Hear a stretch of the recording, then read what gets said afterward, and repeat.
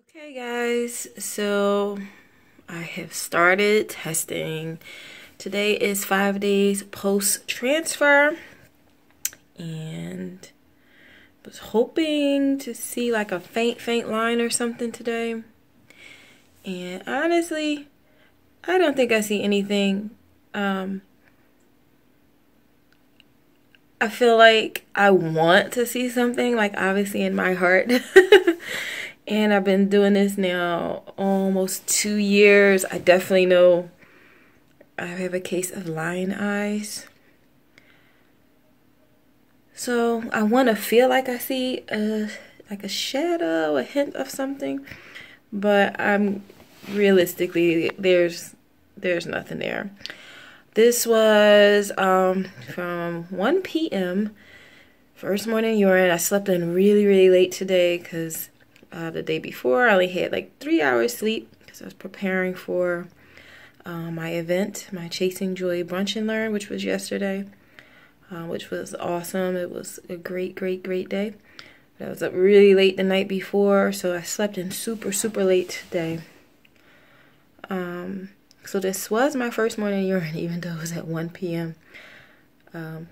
So you guys can see there's a bunch of other tests because I did test out the trigger. So there's definitely no HCG from a trigger shot in my body. So if a second line does develop over the next couple days, it'll definitely be from a baby and not from the trigger shot. So I don't know. I keep feeling I want to see a hint of a line, but I don't think there's anything there. So we'll see what happens as we go on. Bye.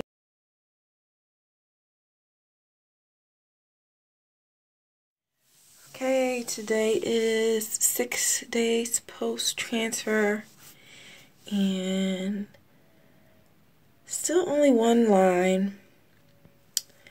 I keep staring at it and moving it into different light, and I don't know, it's like I almost can have myself convinced that I see something, that it's not completely stark white, but I don't know. I think I have lion eyes. This was first morning's urine around 8 a.m. So I know it's still pretty early, so I'm trying not to get discouraged. But we'll see what happens.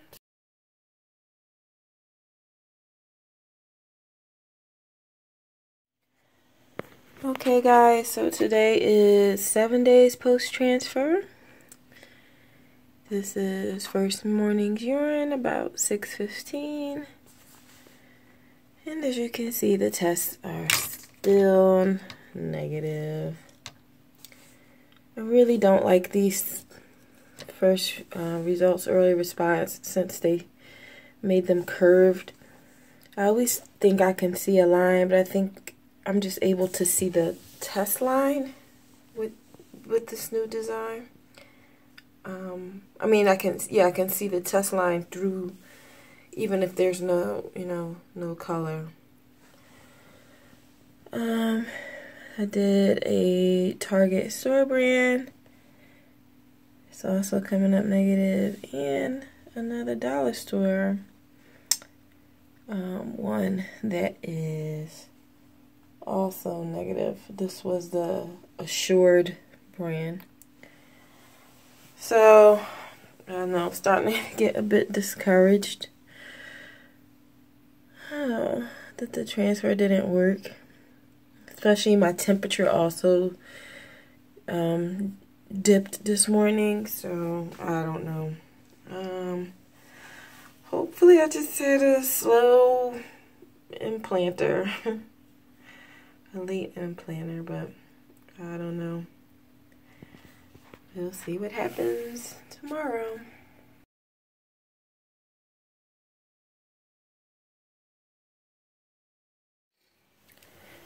Okay guys, it's 8 days post-transfer. This is from 6:15 a.m. First morning urine and another negative test. Ran out of other brands, so I ended up doing a digital because I really don't like these first response early results anymore. I always feel like I can see like a shadow of a line. I guess I'm looking at the, like I can actually see the test line. Anyway, the digital says not pregnant, so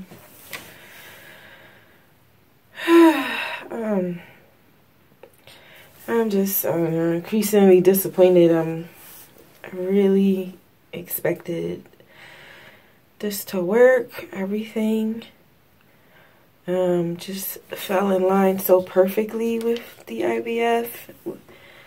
The injections went well. The days for retrieval and transfer, everything went well. The embryo, they said it was picture perfect. I mean, I know I didn't do chromosomal testing at this point, so I don't know. I'm just really disappointed. I mean, this is almost a 2-year journey at this point, and I know a lot of you have been trying longer, but it was just really hard.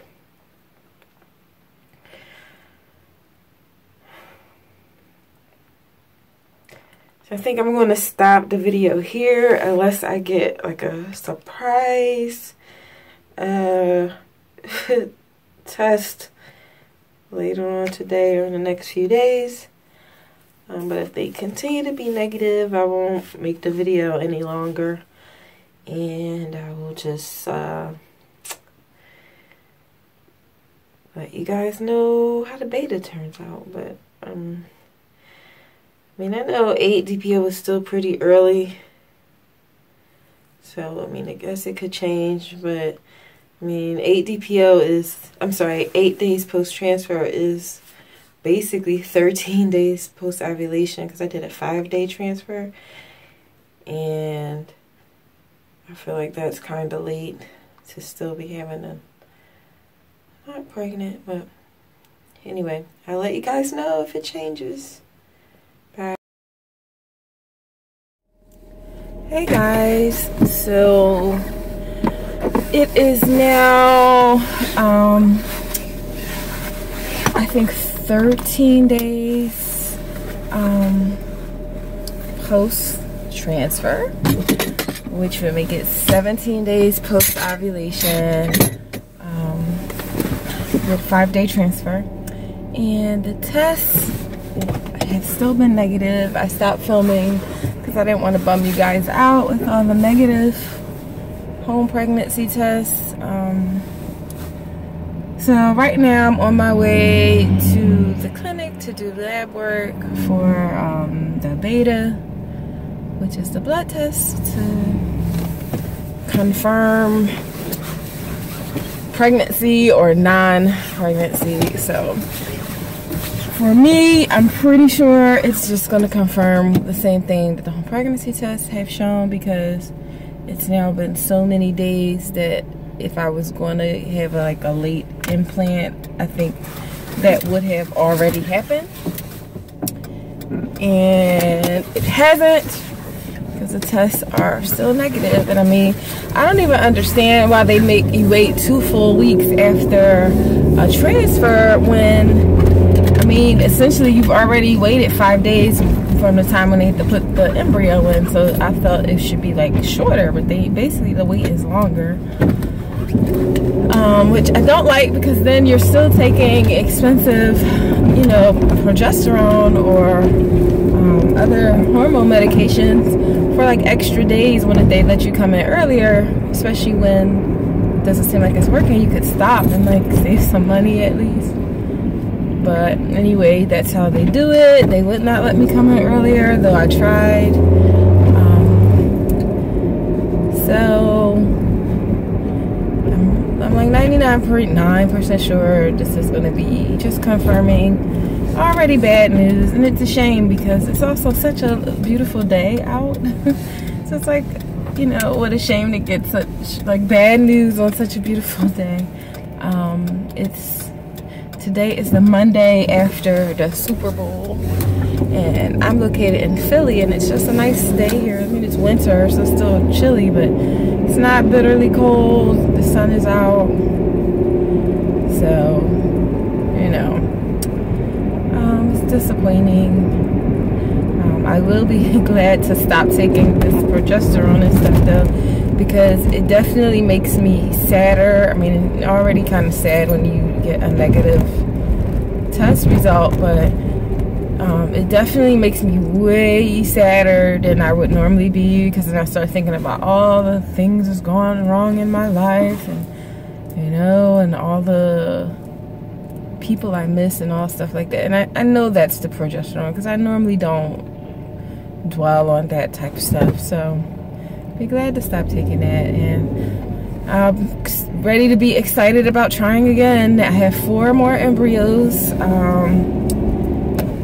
to do frozen transfers with, and I'm excited to get started with the next cycle, because from what I read, it seems like a frozen embryo transfer can take like 6 weeks. So, and I'm just ready to be pregnant. I really was hoping to be pregnant in 2016. Didn't happen. So then I've been hoping that I'll be having a baby in 2017.